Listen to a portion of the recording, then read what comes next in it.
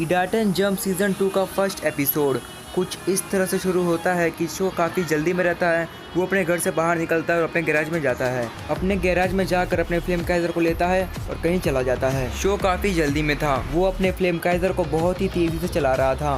फिर हम ये देखते हैं कि शो कहता है कि आज अयूमो की रेस है और अगर आज मैं टाइम पे नहीं पहुंचा तो अयूमो मुझसे नाराज़ हो जाएगा, क्योंकि इस रेस के लिए अयूमो ने बहुत ही ज़्यादा मेहनत की है और वो चाहता है कि इस रेस को मैं पूरा देखूं, इसीलिए मुझे और भी जल्दी चलाना पड़ेगा। फिर थोड़ी देर में शो पहुंच जाता है रेस ट्रैक पे और रेस ट्रैक पे पहुंचने के बाद शो ये देखता है कि वहाँ पर उसके सभी दोस्त पहले से मौजूद हैं और अयूमो की रेस अभी स्टार्ट भी नहीं हुई थी। और तभी मकोटो शो के पास आती है और शो पे गुस्सा करने लगती है। कहती है कि आज तुम्हारे भाई की रेस है और तुम इतना लेट आ रहे हो। फिर शो कहता है कि सॉरी, मैं थोड़ा सो गया था, मेरी आँख लग गई थी, इसीलिए मैं जल्दी नहीं आ पाया। लेकिन कोई नहीं, अभी तक इसकी रेस स्टार्ट नहीं हुई, इसीलिए मैं पूरा रेस अच्छे से देख सकता हूँ।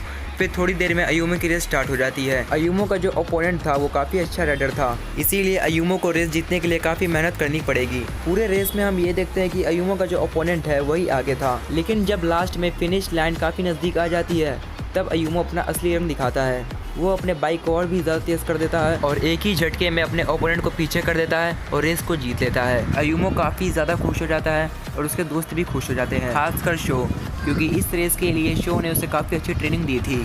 उसके बाद उसके सभी दोस्त उसके पास आकर उसकी तारीफ़ करते हैं कि तुमने काफ़ी अच्छा परफॉर्म किया इस रेस में। अयूमो बहुत ही ज़्यादा खुश था, इसीलिए वो अपने भाई के पास जाता है और कहता है कि अब मैं तुम्हारे साथ रेस करना चाहूँगा शो।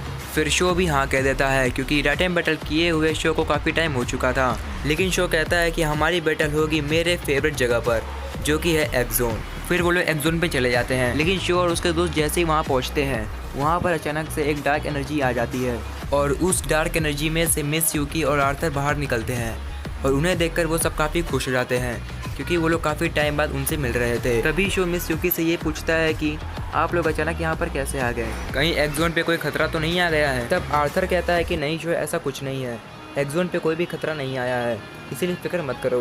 तभी मिस यूकी कहती हैं कि हम यहाँ इसलिए आए हैं क्योंकि हम चाहते हैं कि तुम और तुम्हारे दोस्त हमारे साथ चलो, क्योंकि तुम सभी की वजह से एक्स जोन में सब तुम्हारे फ़ैन हो चुके हैं, क्योंकि तुम सब ने दुनिया को जो बचाया है इसीलिए तुम्हारे सब फ़ैन बन चुके हैं। और थोड़े दिनों पहले इस चीज़ का कुछ ज़्यादा ही क्रेज़ हो चुका था, इसीलिए एक्स जोन के मेयर ने एक टूर्नामेंट रखा है और उस टूर्नामेंट के अंदर जो भी जीतेगा वो तुम्हारे और तुम्हारे दोस्तों के साथ इडाटन बैटल करेगा, इसीलिए हम यहाँ तुम्हें बुलाने आए हैं। फिर शो और उसके दोस्त कहते हैं हम आपके साथ ज़रूर चलेंगे और अगले ही दिन वो उनके साथ चल देते हैं। एक्स जोन में जाने के बाद शो अपने डैड और अपने पुराने दोस्तों से मिलता है और उन सभी से मिलने के बाद शो काफ़ी ज़्यादा खुश हो जाता है। अगले ही दिन टूर्नामेंट भी स्टार्ट हो जाता है। टूर्नामेंट स्टार्ट होने पे हम ये देखते हैं कि कई सारे राइडर आए रहते हैं और थोड़ी देर में रेस भी स्टार्ट हो जाती है। सभी राइडर अपने एमटीबी को बहुत ही ज़्यादा तेज़ी से चलाते हैं, लेकिन रेस के बीच में ही अचानक से एक अननोन राइडर आ जाता है और वो भी रेस में शामिल हो जाता है और सभी टूर्नामेंट के राइडर्स उसी राइडर को देख रहे थे जो अचानक से आ गया था। उस अननोन राइडर के पास एक अलग ही तरीके की बाइक थी। वो बाइक बहुत ही ज़्यादा यूनिक दिख रही थी और वो अननोन राइडर उन सभी राइडर से ज़्यादा आगे था और पीछे वाले जो राइडर थे उनमें से कुछ राइडर तो उसके ऊपर अटैक करना भी चालू कर दिए, क्योंकि उनका मानना ये था कि ऐसे ही कोई भी रेस के बीच में नहीं आ सकता, ऐसे ही कोई भी रेस को नहीं जीत सकता। इसीलिए वो राइडर उस अननोन राइडर पर अटैक कर रहे थे, लेकिन वो जो अननोन राइडर था वो काफ़ी ज़्यादा खतरनाक था। वो उनके सभी अटैक से बच जाता है और जब फिनिश लाइन नज़दीक आता है तो लास्ट में एक बहुत ही बड़ा सा एक्सप्लोजन करता है अपने बाइक की मदद से, जिसकी वजह से सारे के सारे राइडर एक साथ जख्मी हो जाते हैं, एक भी राइडर नहीं बचता और वो अननोन राइडर अकेला ही फिनिश लाइन को टच करता है और रेस को जीत लेता है। और उसके अलावा कोई फिनिश लाइन को टच नहीं कर पाया था, क्योंकि बाकी के सभी राइडर जख्मी हो चुके थे, इसीलिए उनमें से कोई भी उठ खड़ा नहीं हो पा रहा था। इस चीज़ को देखकर शो, उसके दोस्त और सभी ऑडियंस काफ़ी ज़्यादा गुस्सा कर रही थी उस अननोन राइडर पे कि ऐसे ही कोई भी बीच में नहीं आ सकता। ऐसे ही और भी कई सारे कमेंट्स कर रहे थे उस राइडर पे, लेकिन वो राइडर अकेला ही चुपचाप खड़ा था अपने बाइक के साथ, वो कुछ भी नहीं कह रहा था। उसने सिर्फ इतना ही कहा कि मैं शो के साथ बैटल करना चाहता हूँ, क्योंकि मैंने इस रेस को जीता है और रूल्स के मुताबिक जो भी इस रेस को जीतेगा वो शो के साथ बैटल करेगा, इसीलिए मैं शो के साथ बैटल करना चाहता हूँ। शो काफ़ी ज़्यादा गुस्से में था उस राइडर पे। शो कहता है कि तुमने इतने सारे राइडर को एक साथ जख्मी करके अच्छा नहीं किया, इसका बदला तो मैं तुमसे ज़रूर लूँगा। लेकिन तभी वो राइडर कहता है कि बातें ही करोगे या फिर इडाटन बैटल भी करोगे।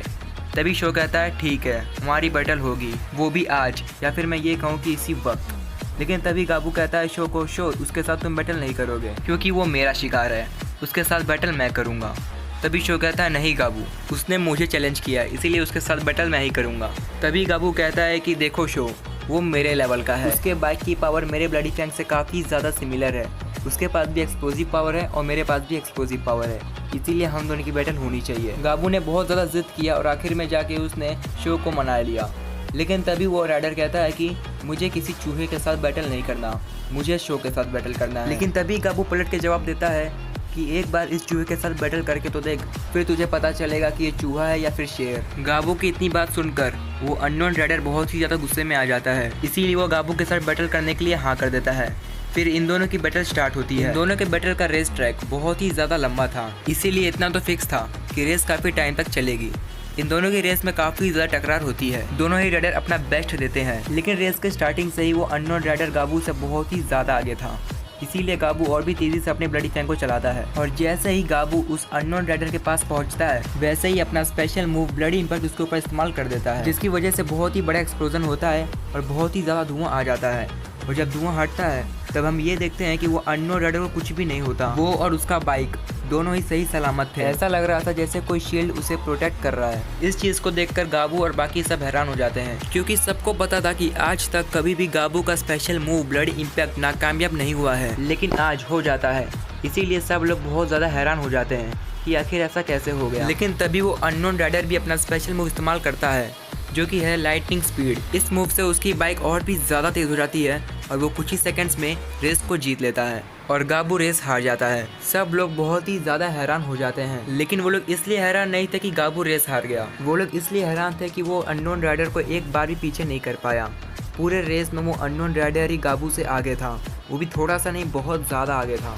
अब इस चीज़ के बाद सबको इतना तो पता चल ही गया था कि ये अननोन राइडर कोई ऐसा वैसा राइडर नहीं है और ना ही इसकी बाइक एक MTB बाइक है। गाबू को हराने के बाद वो अननोन राइडर शो को कहता है कि शो, अब तुम्हारी बारी है हारने की। तो आखिर कौन है ये राइडर, क्या चाहता है, क्यों शो को हराने के पीछे पड़ा हुआ है, ये सब हम देखेंगे अगले एपिसोड में। सो गाइस, अगर आप लोगों को हिडाटन जंप सीजन 2 का फर्स्ट एपिसोड पसंद आया तो प्लीज़ वीडियो को लाइक कर देना और इस तरह की वीडियो देखने के लिए मेरे चैनल को सब्सक्राइब भी कर लेना अगर नहीं किया है तो, और बेल आइकन को भी ऑन कर देना। तो चलिए मिलता हूँ आप सभी से अगली वीडियो में।